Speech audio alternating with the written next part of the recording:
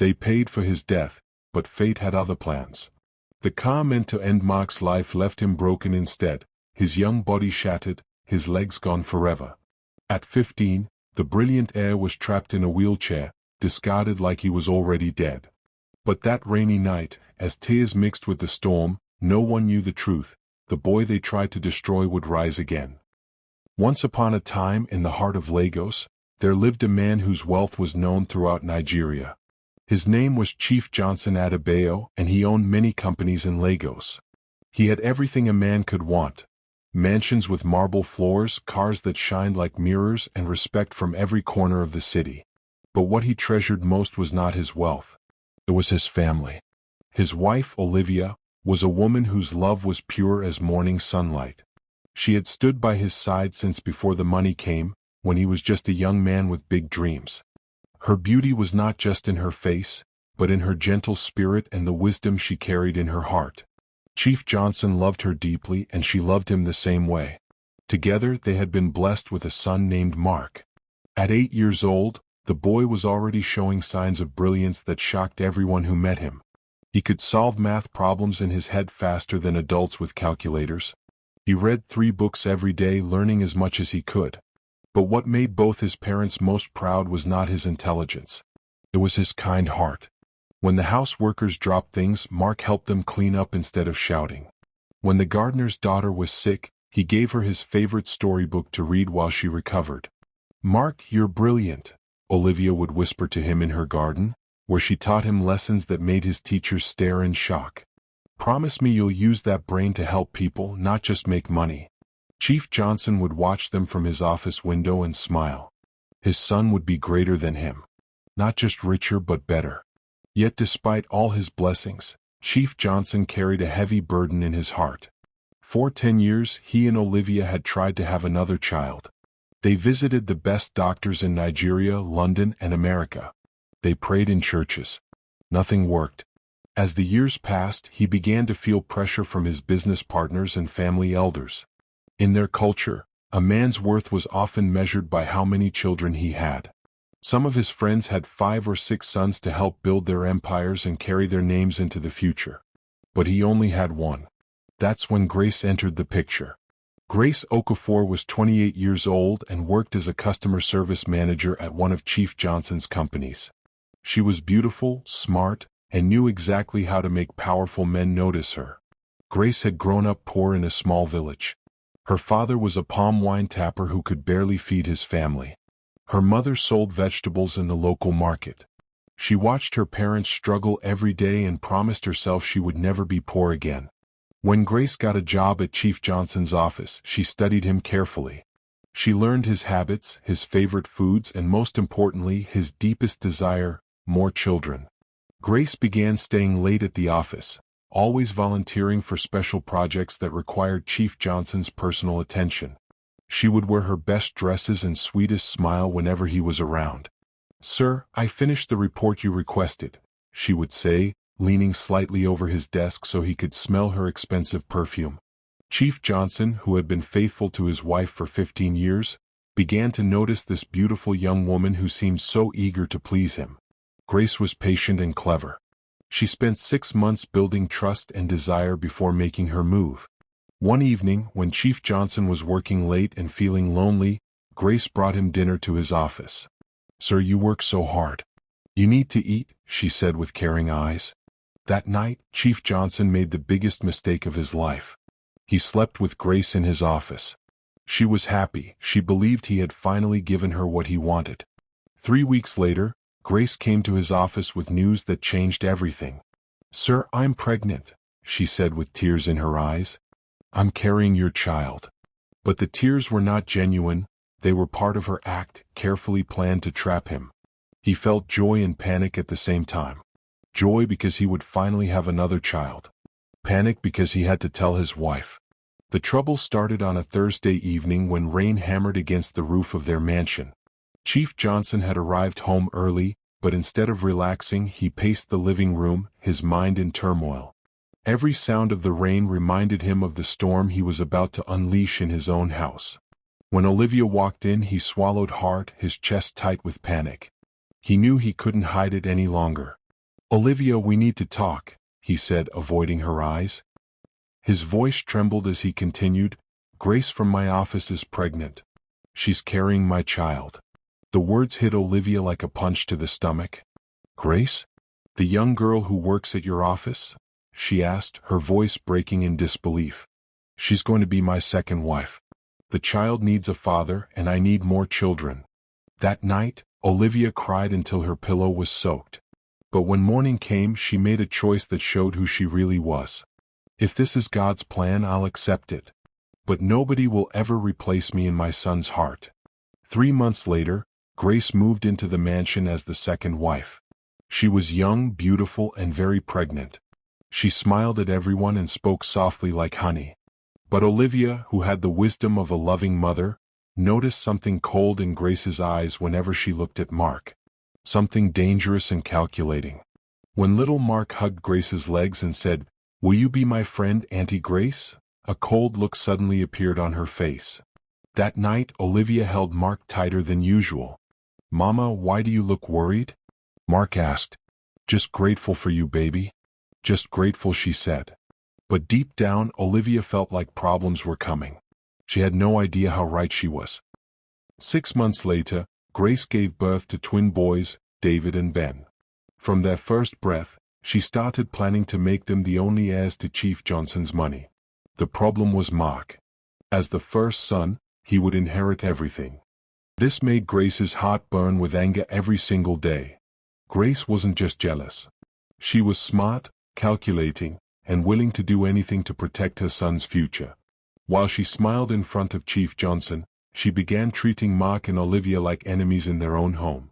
When Chief Johnson and Olivia left for work, Grace made Mark eat in the kitchen with the servants. She told the house workers to ignore him when he needed help. "Why doesn't Auntie Grace like me?" Mark asked his mother at night, tears rolling down his face. Olivia's heart broke. "Some people have sick hearts, baby. But you stay kind no matter what." But being mean wasn't enough for Grace. She wanted Mark and his mother completely gone. So she called her older sister Funmi, who lived far away and knew dark magic. "Sister, I need help," she whispered into her phone late one night. "There's a woman and her son blocking my children's future. What do you want me to do?" Funmi's voice sounded like a snake. "Make the woman sick. So sick she has to leave this house forever.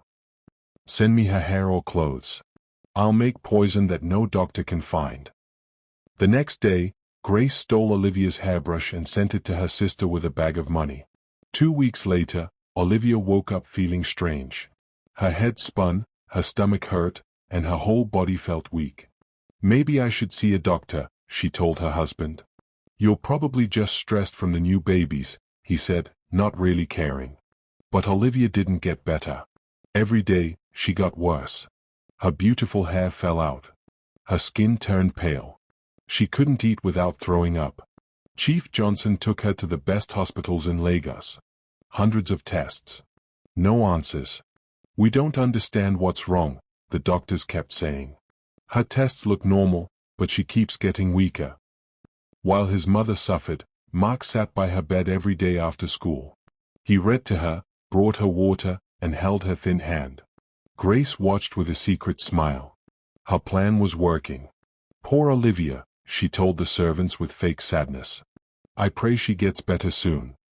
But in her heart, Grace prayed for the opposite. As months passed, Olivia became so weak she couldn't walk. Chief Johnson started losing patience. "This sickness brings bad energy to our house," he complained. "Maybe she should stay with her parents until she recovers." Grace's eyes lit up, but she hid her joy behind fake tears. "Oh no, Johnson. We can't send her away. What will people think?" But Grace knew exactly what she was doing. She was making her husband want to get rid of his first wife himself. That night, she called her evil sister again.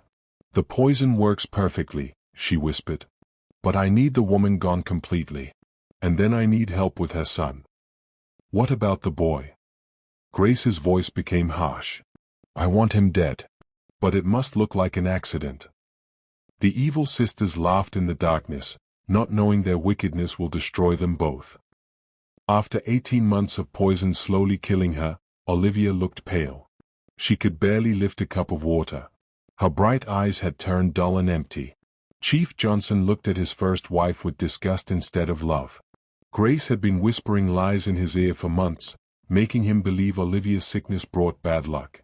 "Johnson," she said one morning while feeding her twins, "I had a terrible dream.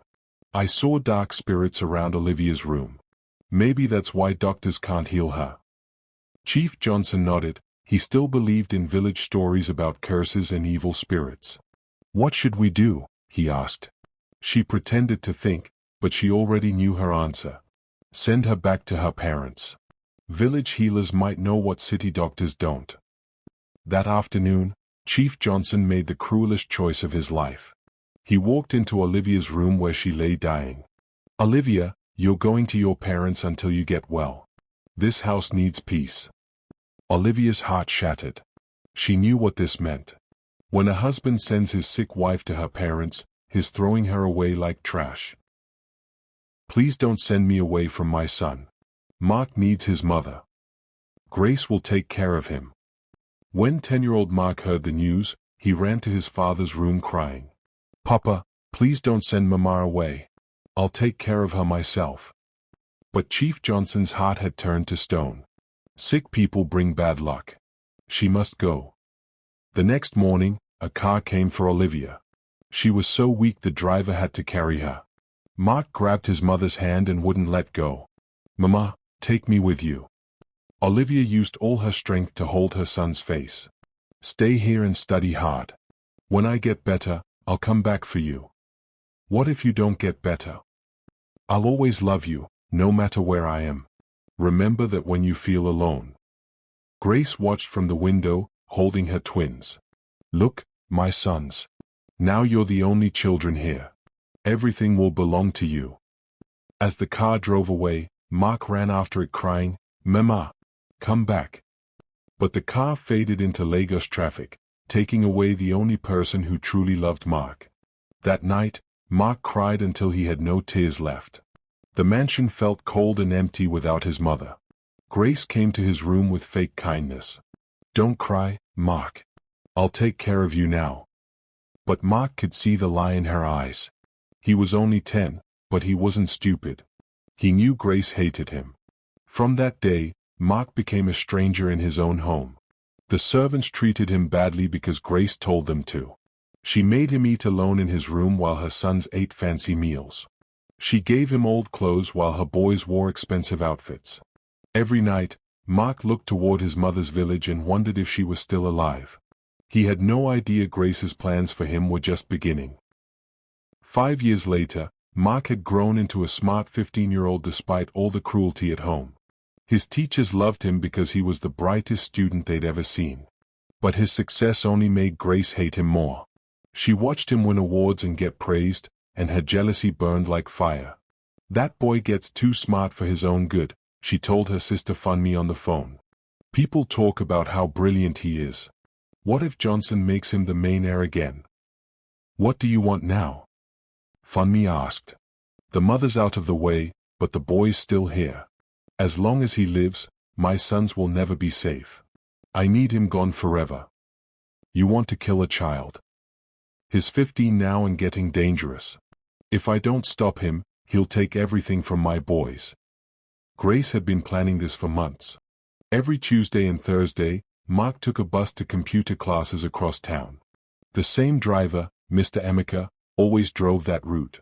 Mr. Emeka was poor with 6 children to feed. His small salary meant he always struggled to pay bills. She knew this made him perfect for her plan. One evening, Grace met Mr. Emeka at a quiet restaurant. "I have a business offer for you," she said, sliding a thick envelope across the table. "What kind of business?" he asked, confused. She opened the envelope to show more money than he'd ever seen, 2 million naira in cash. "This can be yours. You just have to do one small thing." Mr. Emeka's hands shook looking at the money. That amount could pay his children's school fees for 10 years. "What do you want?" Grace leaned closer and whispered, "Next Thursday, when you drive Mark to his computer class, have an accident. A very serious accident." But the boy might get hurt. That's exactly what I want, Grace said coldly. I want him hurt so bad he can never threaten my family. If he dies, even better. Mr. Emeka felt sick. I cannot kill a child for money. That's evil. Her eyes turned dangerous. Let me remind you, my husband owns your company. If you don't do this, you lose your job. Then how do you feed your 6 children? The poor driver was trapped between his heart and his family's survival. She pushed the money closer. Think about it. Your children need this. And Mark, rich people have many children. Samuel won't miss him much. 3 days later, on a rainy Thursday, Mr. Emeka picked up Mark for computer class. His hands shook on the steering wheel, and sweat poured down his face. Mark noticed something was wrong. Mr. Emeka, are you sick? You look worried. No, I'm fine, the driver lied, but his voice cracked with fear. As they drove toward the computer school, Mr. Emeka kept thinking about Grace's money. But he also thought about Mark's innocent face and kind words. When they reached the dangerous curve Grace had chosen for the accident, Mr. Emeka made his choice. Instead of killing Mark, he would make it look like an accident but try to save the boy. He drove toward a big tree, but at the last second, he turned the wheel to keep Mark safe. The car hit the tree with a loud crash, but most damage hit the driver's side and back. Mr. Emeka's plan worked, and didn't work. Mark survived, but the crash damaged his spine so badly doctors said he'd never walk again. When Grace heard the news at the hospital, she pretended to cry. Inside, she felt disappointed. She'd paid for Mark to die, but he was still alive. Still, seeing him in that hospital bed, unable to move his legs, she felt satisfied. At least now he's ruined. No one respects a disabled boy. This might be better than killing him. When Mark came home in his new wheelchair, everything changed for the worst. The accident left him unable to walk, but his mind stayed sharp. He hoped his family would show love during this hard time. He was completely wrong. Chief Johnson looked at his disabled son with shame. How can I take a boy in a wheelchair to business meetings?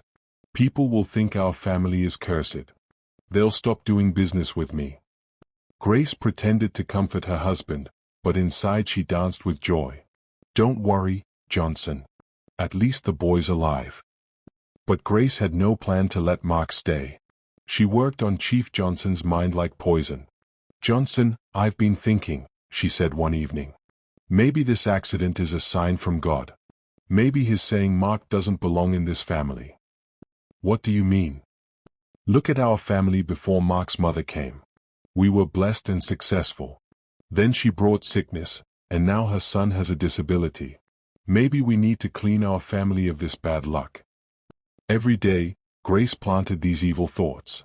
She made Chief Johnson believe Mark's disability would ruin their reputation forever. Meanwhile, David and Ben, now 10 years old, learned from their mother to be ashamed of their disabled stepbrother. Don't let your friends see him, Grace told her sons. If people know you have a disabled brother, they won't want to be your friends. When Mark's school friends came to visit, David and Ben hid him upstairs and lied about why he couldn't come down. Mark felt like a prisoner in his own home. The servants treated him like he was invisible. Grace told them taking care of Mark wasn't their job. Let him learn to take care of himself. Disabled people need to be strong. Mark had to do everything alone. Getting dressed took 2 hours. Using the bathroom was a daily battle. Eating became hard because no one helped him reach food on high shelves. But the worst pain wasn't physical, it was emotional. Mark saw shame in his father's eyes every time Chief Johnson looked at him. He felt coldness from his stepmother and her sons. Everyone in the house wished he would disappear. At night, Mark cried quietly, thinking about his mother. Mama, if you can hear me, please help me. I'm so alone and scared. He had no idea his mother was dying slowly in her village, still sick from Grace's poison, praying every day for his safety. The breaking point came. On Mark's 18th birthday. While other rich families threw big parties, no one in the house even remembered it was his special day. Mark sat in his wheelchair in the garden, watching David and Ben play football with friends. He remembered when he used to run and play like them. Now he felt like a ghost watching life happen around him. That evening, Chief Johnson called Mark to his office. Mark rolled there, hoping his father remembered his birthday. Instead, he had the cruelest surprise waiting. "Pack your things and leave this house," Chief Johnson said without looking at him. "You're no longer my child. Never use the Yusuf name again." Mark felt like his heart was ripped out. "Papa, please. What did I do wrong? You're not my son. My sons can walk. My sons make me proud. You're just a burden that reminds everyone of our shame." Mark started crying like a child, even though he was 18. "Papa, I have nowhere to go. How can I survive on the streets in a wheelchair?" But Chief Johnson's heart had turned to stone. Grace had spent 3 years filling his mind with poison. "You have until tomorrow morning to leave. You can go meet your sick mother," he said. That night, Mark packed his few things into 2 small bags. He had no money except 10,000 naira saved from birthday gifts. As he rolled out of the mansion the next morning with his loads, none of his family said goodbye. Grace watched from her window with a satisfied smile. David and Ben ate breakfast and didn't even look up when their stepbrother left forever. Mark's new home was the cold, dangerous streets of Lagos. Mark rolled through the busy streets of Lagos, trying to stay out of the way of rushing cars and shouting people. His stomach hurt from hunger, and his throat was dry. No one helped him. Some people even laughed when he struggled in his wheelchair. He sat in his wheelchair at that bus stop for 3 hours. People walked past him like he was invisible. Some stared. Some looked away quickly. Nobody stopped to help. He had nowhere to go. No plan. Desperate, he began calling his school friends one by one, hoping someone would help him. But every answer was the same. "Sorry, Mark. My parents said I can't help you. Your father is too powerful. We don't want problems." One by one, everyone he thought cared about him turned their backs. As the sun began to set, an old woman selling oranges walked up to him. "Young man, you look lost," she said. Her voice was kind. It was the first kind voice he had heard all day. "I need a place to stay," he said. His voice was shaking. He was trying hard not to cry. The woman made some phone calls. She found him a small room in Mushin, one of the poorest areas in Lagos. The room was tiny. It had no bathroom. No kitchen. The walls had cracks. The roof had holes that leaked when it rained. But it was all he could afford. His neighbors were not kind. They saw a young man in a wheelchair and assumed he was useless. "Look at the crippled boy," they would say loud enough for him to hear. "He will be begging on the streets soon." Children would knock on his door and run away laughing. Every night, he cried himself to sleep. Losing his family hurt more than his broken legs ever did. But something inside him refused to break. Maybe it was anger. Maybe pride. Or maybe it was the memory of his father's cold eyes when he said, "You are no longer my son." He swore he would prove them all wrong. During the day, he used his skills to help people with small problems. He fixed radios, helped children with homework, and taught adults how to use their phones. People paid very little, but it was enough for bread and water. Mark made a choice that changed everything. "I may be disabled and homeless," he told himself, "but I still have my brain. God gave me this mind for a reason. I'll use it to climb out of this hole." That night, he counted the money he had saved since leaving his father's house. He decided to buy a laptop. The next morning, he went to a computer shop and bought an old one. The laptop was slow, but it worked. Every night, he taught himself computer programming. He watched free videos online. He read every article he could find. He practiced writing code until his eyes hurt. During the day, he had to survive. He started fixing phones and computers for people in his neighborhood. He would sit outside his room with a small sign that said "Phone repairs, cheap prices." At first, nobody came. They didn't trust him. "How can a disabled person fix anything?" they would whisper. But then one person gave him a chance. A taxi driver brought his broken phone. Mark fixed it in 20 minutes. The taxi driver was shocked. He told his friends. Soon, more people came. He charged very little money, just enough to buy food and pay rent. Some days he only ate once. Some days he didn't eat at all. But he never stopped learning. He never stopped working. His room became his classroom, his office, and his world. While his brothers David and Ben were living in luxury, he was fighting to survive each day. 3 years passed. Mark was now 21 years old. His phone repair business was doing okay, but he was barely surviving. He still lived in the same tiny room with the leaking roof. He still ate one meal a day. But he had become very good at fixing computers.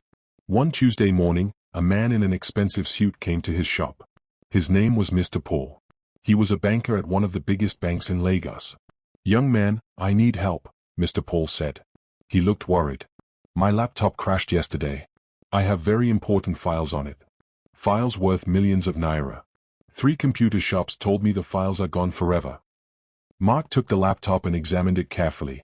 The hard drive was badly damaged. Most repair people would have given up. But he had spent 3 years learning everything about computers. He had learned things that even professional technicians didn't know. "Give me 2 days," he said. Mr. Paul looked at the small shop. He looked at Mark in his wheelchair. He clearly had doubts. But he was desperate. "Okay. 2 days. If you recover those files, I will pay you 50,000 naira." Mark worked day and night. He barely slept.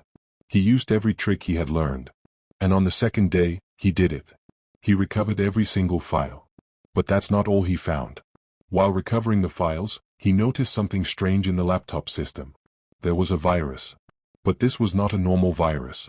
This virus was designed to steal bank information. Someone had tried to hack into Mr. Femi's bank through his laptop. When Mr. Paul came to collect his laptop, Mark showed him everything. "Sir, your files are safe. But you have a bigger problem.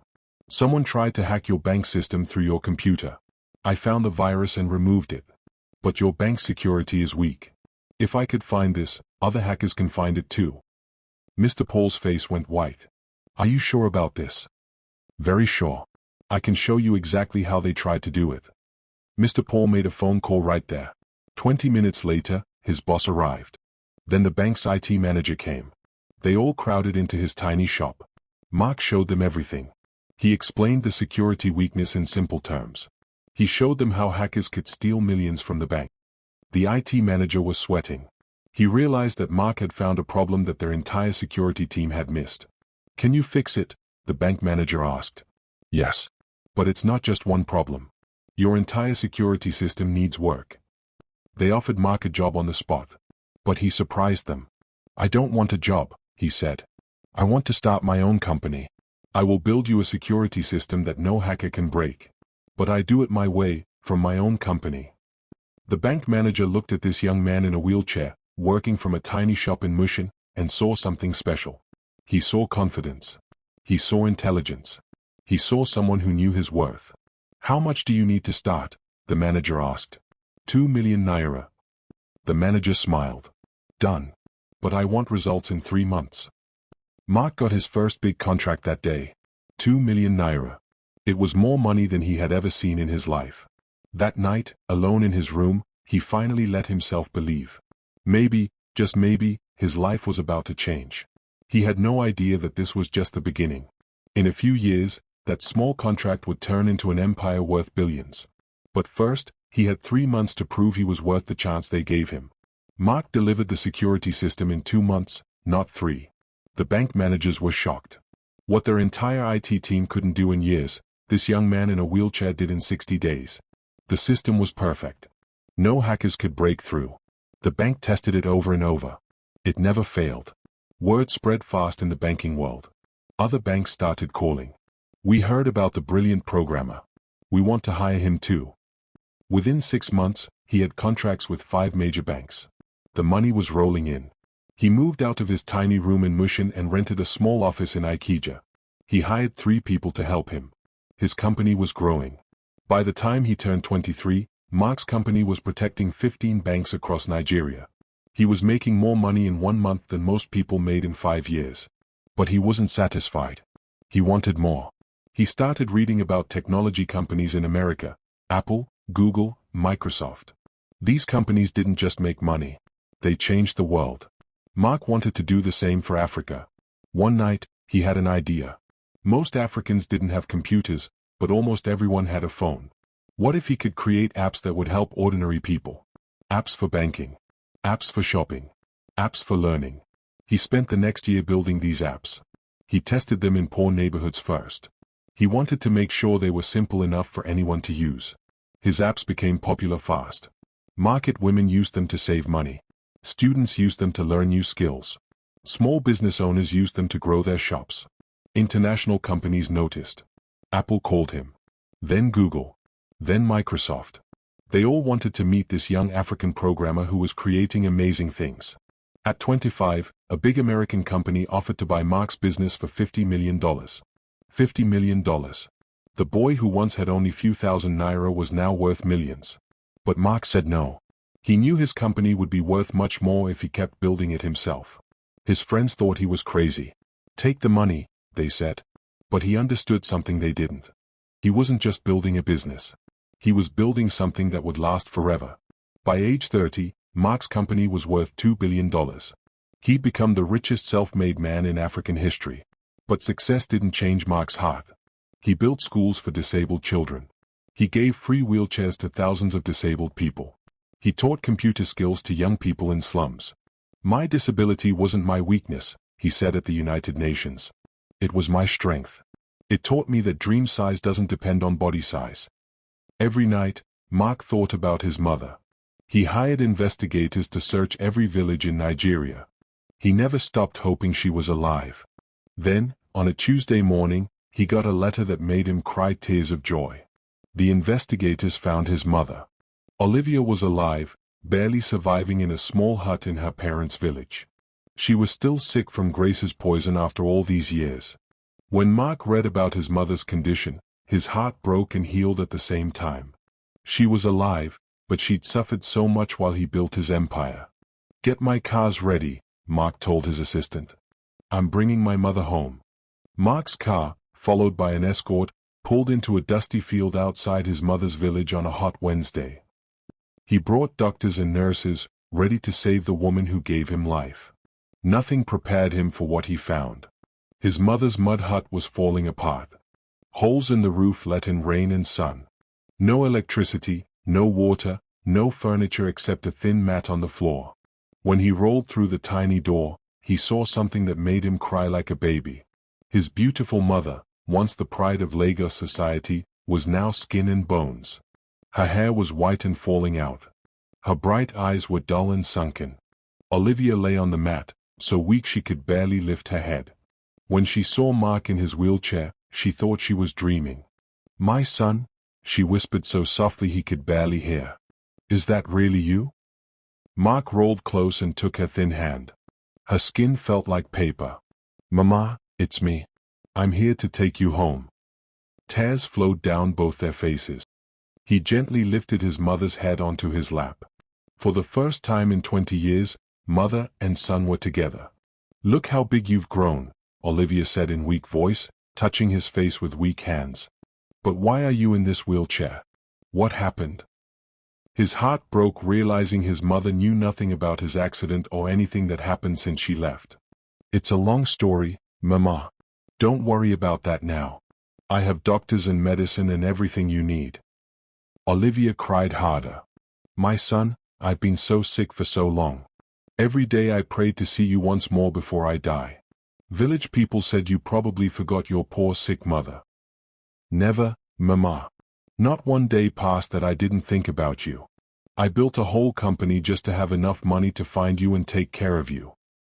The doctors he brought examined Olivia carefully. They were shocked by what they found. "Mr. Mark," the head doctor said privately, "your mother's blood shows signs of slow poisoning. Someone gave her something toxic for many years. This isn't natural sickness." Mark felt rage burn in his chest like fire. "Can you cure her?" he asked. "It will take time, but yes. With proper treatment and good food, she can recover. But she's very weak. We need to get her to a hospital now." Mark's car, with an escort, rushed Olivia to the best private hospital in Lagos. Mark prepared the most expensive room and hired 5 nurses to watch her day and night. As his mother slept peacefully in her clean bed for the first time in 20 years, Mark sat beside her, holding her hand. "Mama, you're safe now. I'll take care of you forever." Over the next weeks, with proper medicine and care, Olivia slowly got better. Color returned to her skin. Her hair started growing back. Most importantly, light returned to her eyes. "Tell me about your life," she said one afternoon in the hospital garden. "How did you survive after I left? What happened to your legs? How did you become so successful?" He told his mother everything. About his father and Grace throwing him out. About living on the streets. About teaching himself computers. About building his company from nothing. Olivia listened with pride and pain mixing in her heart. Pride for her son's success, and pain for all his suffering. "My brave boy," she said, tears flowing. "You turned your pain into power. I'm so proud of you." While Mark was busy building his business empire and saving his mother's life, the Adebayo family back in Lagos was crumbling and falling apart like a house made of sand. David and Ben, the two sons that Grace had been so extremely proud of and had sacrificed everything for, had become her biggest disappointment and deepest shame. David successfully finished his expensive university degree and was supposed to take over and run his father's many companies. Instead of becoming a successful businessman, he got seriously addicted to gambling. He started visiting casinos every single night, betting away money that he didn't actually have. When his gambling debts reached the huge sum of 5 million naira, he began doing something terrible. He started stealing money directly from his father's company bank accounts to pay back the dangerous people who were threatening to hurt him. Chief Johnson finally discovered that 20 million naira had mysteriously disappeared from the business. After investigating, all the trails and evidence led directly back to his son David. Ben was busy destroying his own life in a completely different way. The heavy stress and pressure of being a lawyer pushed him to start using dangerous drugs. At first it was just small pills to help him stay awake during long work hours. Then he moved on to much stronger and more dangerous substances. Soon he absolutely needed cocaine just to function and get through each day. His work suffered terribly. The Nigerian Bar Association eventually took away his license, which meant he could no longer work as a lawyer. The brilliant son that Grace used to love bragging about to her friends couldn't even keep a simple job anymore. Both brothers eventually moved back home to live with their parents. They were completely broke, deeply ashamed, and living off their parents like helpless children instead of grown men. Chief Johnson was absolutely devastated by what his life had become. These were the exact sons he had chosen and kept instead of Mark.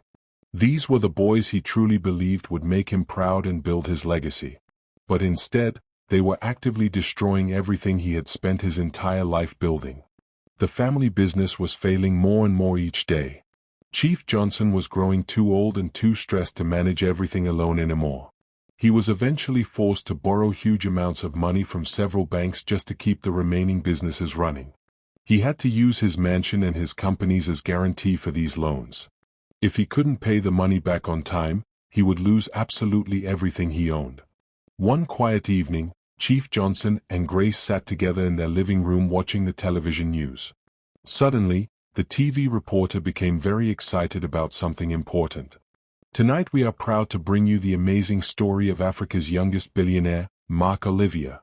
This incredible tech genius started from absolutely nothing and built a $2 billion empire." Chief Johnson's hand froze completely still on his teacup. His mouth fell wide open in total shock. Right there on the television screen was his son. His Mark. The same boy he had cruelly thrown out of his house 12 years ago. But this wasn't the same broken person he remembered. This Mark was wearing expensive designer suits and speaking with tremendous confidence and power. Mark Olivia's technology company now works directly with giant companies like Apple, Google, and Microsoft, the excited reporter continued. He currently employs over 2,000 people across Africa and has become an inspiration and role model for disabled youth all over the world. Grace's face turned completely pale like she had seen a ghost. She felt like she couldn't breathe properly. The television showed Mark opening brand new schools for children. He personally giving away wheelchairs to poor disabled people who couldn't afford them. Him receiving important awards and recognition from presidents and kings of different countries. Chief Johnson's hands started shaking uncontrollably. This was his son. The exact boy he had called completely useless and worthless. The same child he had thrown away simply because he used a wheelchair. That rejected boy was now far richer and infinitely more powerful and respected than Chief Johnson had ever been in his entire life.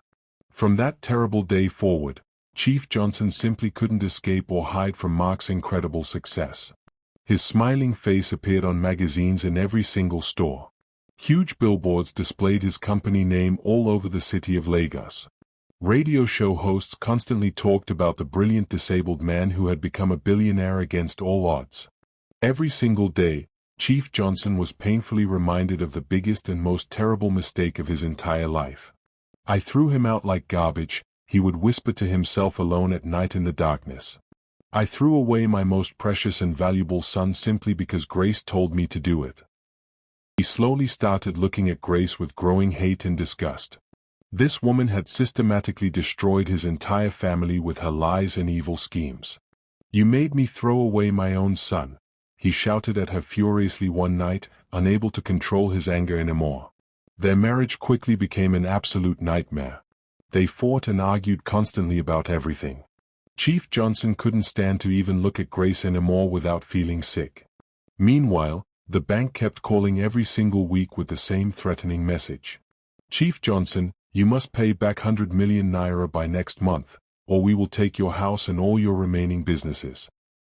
Chief Johnson didn't have anywhere near that amount of money. His entire world was falling apart around him. The following month, Grace's older sister Funmi, the witch who had made the special poison that destroyed Olivia's health for so many years, suddenly started getting mysteriously sick herself. It began with terrible stomach pains that wouldn't go away no matter what she did. Then her skin began breaking out in painful sores that refused to heal properly. Her thick hair started falling out in large clumps. She visited many doctors, but nobody could figure out what was actually wrong with her.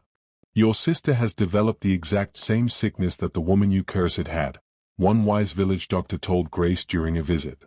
"The poison she made for others has somehow come back to attack her own body." Funmi became so terribly sick that she couldn't leave her bed at all anymore. She looked like a living skeleton with skin stretched over bones. The evil that she had sent out into the world had mysteriously returned to completely destroy her. Grace was absolutely terrified watching her sister die slowly and painfully. She began wondering seriously if the same terrible curse would eventually come for her too. Then one ordinary Tuesday morning, her worst fear came true in the most horrible way. Grace was casually crossing the busy street near the local market, not paying much attention, when a car came speeding dangerously around the corner. The driver was drunk and didn't see her standing there at all. The car hit Grace so hard that she was thrown into the air and fell heavily onto the road. There was blood everywhere spreading across the pavement. Her legs were twisted in completely wrong and unnatural directions. Sharp white bones were actually sticking out through her torn skin. People rushed over from all directions to help. An ambulance arrived quickly and rushed her to the nearest hospital. A team of doctors worked frantically for many hours trying desperately to save her badly damaged legs. When Grace finally woke up 3 whole days later, the head doctor was standing sadly by her hospital bed with terrible news written all over his face. "Mrs. Adebayo, I'm deeply sorry to tell you this. We tried absolutely everything we possibly could. But your legs were far too severely damaged to save. We had no choice but to remove both of them completely to save your actual life." Grace screamed and screamed until her voice was completely gone and her throat was raw. The woman who had carefully arranged and paid for Mark to lose his legs had now lost her own legs in almost the exact same way. When she finally came home from the long hospital stay in her own wheelchair, David and Ben stared at their mother in complete shock and disbelief. Chief Johnson looked at her with absolutely no emotion showing on his face at all. "Now you finally know exactly how Mark felt all these years," was all he said coldly. Grace cried every single day and night. The physical pain from her missing legs was absolutely nothing compared to the overwhelming guilt that was eating away at her heart and mind. One dark night, Grace simply couldn't take the guilt anymore. It was literally killing her from the inside. She called Chief Johnson to come to her room because she needed to tell him something important. "Samuel, I desperately need to tell you something terrible. I absolutely cannot die with this horrible secret still inside me. Chief Johnson looked at her coldly with hate in his eyes. What is it now, Grace? Her voice shook and trembled badly as she finally began speaking the truth. Everything bad that happened to Mark and Olivia over all these years, it was all completely my fault. I did everything. What exactly are you talking about? Chief Johnson demanded. I poisoned Olivia with dark magic, Grace confessed, crying. I paid my sister fund me a lot of money to make evil medicine that made Olivia sick. That's the real reason why no doctors could ever cure her. It wasn't any kind of natural sickness at all. Chief Johnson's face turned completely white with shock and horror. And the terrible accident that broke Mark's legs, Grace continued, sobbing uncontrollably now, I personally paid the bus driver 2 million naira to deliberately crash the bus. I actually wanted Mark completely dead, but somehow he survived. I'm the reason your son can't walk. It's all my fault. Chief Johnson stood frozen like a statue, completely unable to speak or move. I did all these evil things because I was insanely jealous, she admitted. I desperately wanted only my sons to inherit everything you owned. So I purposely destroyed your entire family to get what I wanted. I'm so sorry. I'm so terribly sorry for everything. Chief Johnson's hands began shaking violently with pure rage. You deliberately destroyed my innocent son? You're the reason he's crippled? You poisoned my wife and made her suffer for 20 years. He stared at Grace sitting in her wheelchair, crying and completely broken. Part of him wanted to seriously hurt her for what she had done. But another part of him just felt incredibly tired and empty. Get out of my sight right now, he said quietly but firmly. You're pure evil. Absolutely evil to your core. From that moment on, Chief Johnson couldn't stand to be in the same room with Grace. The truth about what she had done made him sick to his stomach. 2 long years slowly passed by. Chief Johnson eventually lost absolutely everything he had worked for his entire life. The bank took his beautiful mansion and all his remaining companies when he couldn't pay back the loans. The once mighty family was forced to move into a small, cramped 2-bedroom apartment located in one of the poorest areas of Lagos. Grace, now stuck in her wheelchair with no legs, just sat by the dirty window all day long, crying and staring at nothing. David and Ben continued being completely useless to everyone. David's terrible gambling addiction only got worse over time. Ben's serious drug problem eventually killed him. He took too many drugs one night and overdosed, dying completely alone in a cheap, dirty hotel room with nobody around who cared. David died just 6 months after his brother. The dangerous people he owed gambling money to finally caught up with him. They beat him to death in a dark alley and left his body there. Grace died not long after losing both her sons. The overwhelming guilt and deep shame simply became too much for her heart to handle. Right before she took her last breath, she whispered weakly, I'm sorry, Mark. I'm so terribly sorry for everything I did to you. Funmi had already died many months earlier, slowly destroyed by the same poison she had created for others. Chief Johnson was now completely alone in the world. Broken. Poor. Full of nothing but deep regret. One day, he happened to see another news story on television about Mark donating 100 million naira to build a modern hospital specifically for disabled people. Chief Johnson couldn't take the guilt and pain anymore. He absolutely had to see his son face to face. He had to apologize and beg for forgiveness. He managed to find out where Mark was living now and went there one quiet afternoon. The security guard at the gate asked questions but eventually let him in after making a phone call. Chief Johnson slowly walked up the long, beautiful driveway with his heart beating fast with fear and nervousness. The front door opened and there stood Mark, looking strong and successful. But standing right behind Mark was a woman who made Chief Johnson's heart completely stop. Olivia, he whispered in total shock and disbelief. It was actually her. His first wife. The woman he thought had died many years ago from that mysterious sickness. She was alive. She looked healthy, strong, and beautiful again. Hello, Johnson, Olivia said calmly and peacefully. Chief Johnson immediately fell to his knees right there in the doorway. Tears poured down his wrinkled old face like a waterfall. Olivia, you're actually alive. I truly thought you had died years ago. I'm so sorry. I'm so incredibly sorry for everything I did to you and to our son. He turned to face Mark directly. My son, I know that saying sorry isn't nearly enough for what I did. I threw you out onto the streets when you needed me most. Grace confessed absolutely everything to me before she died. The poison she used. The accident she arranged. All of it. I chose pure evil over you. I've lost everything now, but that's not why I came here today. I just desperately needed to say I'm sorry before I die and face God. Mark and Olivia looked at each other meaningfully and nodded. Papa, Mark said quietly and gently, I forgive you for everything. Chief Johnson looked up in complete shock and disbelief. I truly forgive you, Mark repeated clearly. Not because you deserve my forgiveness, but because holding anger and hate in my heart only hurts me, not you. Mama and I have talked about this many times. We both forgive you completely. Olivia nodded in agreement. Samuel, I forgive you too. But you need to understand that forgiveness doesn't mean we'll be a family again. It just means we're choosing to let go of the hate and anger. I completely understand, he said, still crying. I don't deserve your forgiveness at all, but thank you. That's much more than I ever hoped for.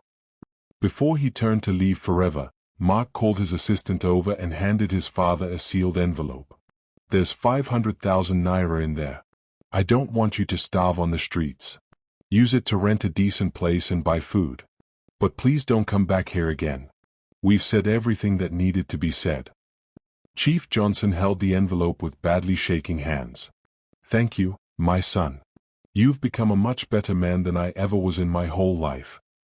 As he walked away from that beautiful house, he looked back one final time.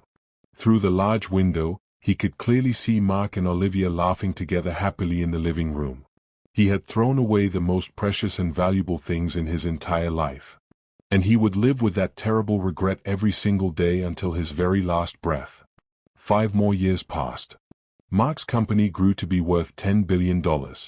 Every single morning, he ate breakfast with his mother. Every week, he personally visited the schools he had built for disabled children.